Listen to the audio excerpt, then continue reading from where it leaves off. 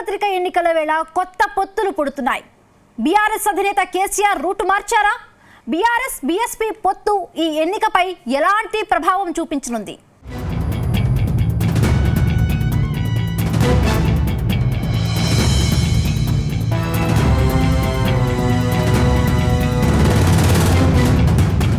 సార్వత్రిక ఎన్నికలు సమీపిస్తున్న వేళ తెలంగాణలో ఆసక్తికరమైన పరిణామాలు చోటు చేసుకుంటున్నాయి. బీఆర్ఎస్ అధినేత కేసీఆర్ వ్యూహం మార్చారా అన్న సందేహాలు వ్యక్తమవుతున్నాయి. ప్రస్తుతం రాష్ట్రంలో అధికారంలో ఉన్న కాంగ్రెస్ ను ఒంటరిగా ఎదుర్కోవడంతో ప్రయోజనం లేదని గులాబీ బాస్ భావిస్తున్నట్లుగా తెలుస్తోంది. ఈ క్రమంలో బీఆర్ఎస్ బీఎస్పీ పొత్తుకు సిద్ధం కావడం రాష్ట్ర రాజకీయాల్లో ఆసక్తిని రేపుతోంది.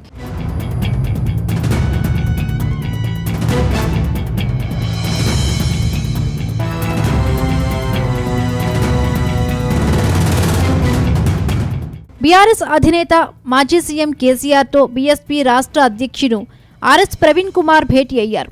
కేసీఆర్ నివాసానికి వచ్చి కలిశారు. ఈ సందర్భంగా రాష్ట్రంలో ప్రస్తుతం నెలకొన్న రాజకీయ పరిస్థితులపై సుదీర్ఘంగా చర్చించారు. కాంగ్రెస్ పార్టీని ఎదుర్కొనేందుకు లోక్సభ ఎన్నికల్లో కలిసి పోటీ చేయాలని ఇరు పార్టీల అధ్యక్షులు నిర్ణయం తీసుకున్నారు. దీంతో ఇరు పార్టీల పొత్తు ఖరారైంది. త్వరలోనే ఇరు పార్టీలు విధి విధానాలు ప్రకటించనున్నారు. తెలంగాణ మాజీ ముఖ్యమంత్రి శ్రీ పెద్దలు గౌరవనీయులు శ్రీ కేసీఆర్ గారిని కలిసినందుకు చాలా ఆనందంగా ఉంది. మరి ఈ తెలంగాణనే కాదు యావత్ భారతదేశం కూడా ఈరోజు లౌకికత్వం అంటే సెక్యులరిజం లౌకికత్వం ప్రమాదంలో ఉన్నది. మరి భారతీయ జనతా పార్టీ చాలా పెద్ద ఎత్తున కుట్రలు చేస్తూ ఉన్నది దేశాన్ని చిన్నాభిన్నం చేయడం కోసం.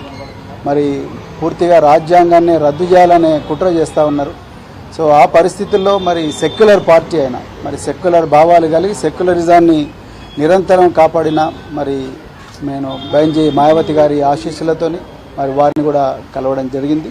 సో ఈ తెలంగాణలో ఈ రాజ్యాంగానికి ప్రమాదం ఏదైతుందో లౌకికత్వానికి ఏదైతే ప్రమాదం ఉందో ఈ బీజేపీ నుంచి తర్వాత మరి ఈ మధ్యనే కాంగ్రెస్ కూడా మరి బీజేపీ లాగానే మారుతూ ఉన్నది. ఈ రెండు పార్టీల నుంచి ముప్పు నుండి మరి తెలంగాణను కాపాడడం కోసం మరి మేము అంటే బహుజన్ సమాజ్ పార్టీ మరి భారతీయ రాష్ట్ర సమితితో కలిపి మరి పార్లమెంట్ ఎలక్షన్లలో కలిసి పనిచేయాలని ఇప్పుడే మరి పెద్దలు గౌరవనీయులు కేసీఆర్ గారి దగ్గర మరి మాట్లాడడం జరిగింది.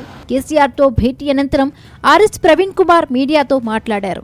తెలంగాణను కాపాడేందుకే ఈ పొత్తు పెట్టుకుంటున్నట్టు ఆర్ఎస్ ప్రవీణ్ కుమార్ తెలిపారు. ఈ లోక్సభ ఎన్నికల్లో కలిసి పోటీ చేస్తామని స్పష్టం చేశారు. సీట్ల పంపకాల విషయంలో త్వరలోనే వివరాలు వెల్లడిస్తామని చెప్పుకొచ్చారు. బీజేపీ కాంగ్రెస్తో రాజ్యాంగానికి ముప్పు ఉందన్నారు. తెలంగాణలో కాంగ్రెస్ ప్రభుత్వం తీసుకుంటున్న నిర్ణయాలతో రాష్ట్ర భవిష్యత్తు ప్రశ్నార్థకంగా మారనున్నట్టుగా ఆర్ఎస్పీ ఆందోళన వ్యక్తం చేశారు.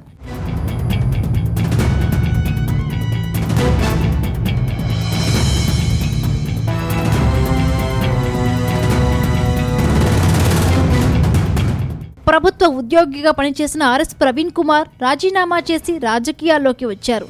మొన్న జరిగిన అసెంబ్లీ ఎన్నికల వరకు అడుగడుగునా బీఆర్ఎస్ను కేసీఆర్ను ఆయన విమర్శిస్తూ వచ్చారు.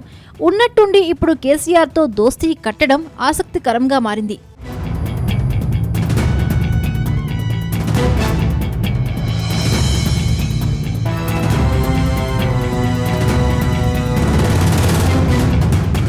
తెలంగాణలో మొత్తం 17 లోక్సభ స్థానాలు ఉంటే గత ఎన్నికల్లో బీఆర్ఎస్ అత్యధికంగా 9 స్థానాలను తన ఖాతాలో వేసుకుంది. ఈసారి అంతకు మించి సీట్లు గెలవాలన్న పట్టుదలతో ఉంది. గత ఏడాది నవంబర్లో జరిగిన అసెంబ్లీ ఎన్నికల్లో పార్టీ ఓటమికి ప్రతీకారం తీర్చుకోవాలని భావిస్తోంది. ఈ క్రమంలో మాయావతి సారథ్యంలోని బహుజన్ సమాజ్వాదీ పార్టీతో పొత్తు పెట్టుకుంది బీఆర్ఎస్. ఈ పొత్తు వల్ల దళిత బలహీన వర్గాల ఓట్లు కూటమికి గంపగుత్తగా పడతాయని కేసీఆర్ అంచనా వేస్తున్నారు.